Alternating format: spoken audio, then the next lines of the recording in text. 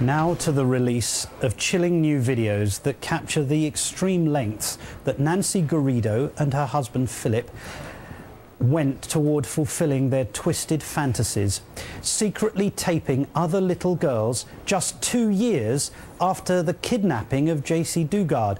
Scenes of children at play unaware of the predators just inches away. And while these videos are no doubt disturbing, perhaps more disturbing is that they were shot while Philip Garrido was supposed to be under the watchful eye of the authorities. For more on this, I'm joined now by criminal profiler Pat Brown. Good afternoon, Pat. And if nothing else, these videos highlight some of the failings in the parole system, don't they? Martin, it shows it's miserable, actually. We take a look at this entire crime. It wasn't taken seriously enough, especially the one before that of JC Dugard. Remember when he kidnapped the woman and put her in a storage locker and raped her repeatedly? This man is a serial rapist and likely a serial killer, because that was an adult woman, and what was he going to do with her when he was finished raping her over and over again? He would have to kill her.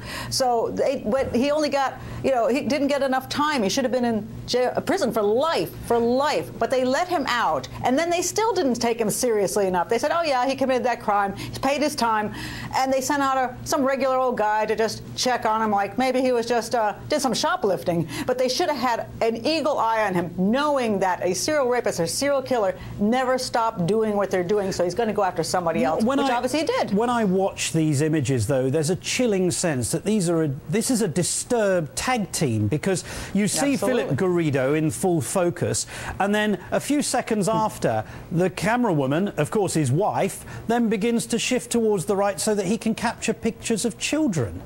Well, yeah, you definitely. Well, Philip Garrido is a psychopath, and Nancy isn't much far behind him, because after all, she met him while he was in prison and decided she wanted to marry a man who was a kidnapper and a rapist. So you got to wonder about her mental upstairs too. So yes, it was a psychopathic team that had no respect for other human beings, no respect for children, loved the power and control they got, laughing at the authorities. Look, he's supposed to be on parole, but we got a girl in the basement, and we can look at other children. They must have enjoyed tremendously the fact that they could get away with this kind of thing, because the authorities simply weren't doing their job. And what about the gall of the video showing parole agents touring their home and literally just filming these people? Well, it mocks the system is what it does. The Garridos, you look at them and you say, well, if I were them, I guess I'd be laughing too. I mean, we deserve it. I mean, if this is the way our parole system works, if this is the way our justice system works, we deserve a slap in the head. I mean, we deserve to be humiliated. Maybe we'll step up to the plate and say, look, we got to put these guys away for life, or the death penalty if we believe in it, or we got to keep an eagle eye on them and not allow them to abuse anybody else, because JC Dugard should never, ever have gotten into the guy's possession if we had done the right thing. And what about the parole authorities who didn't have the interest or curiosity to go further than the front room, the front door?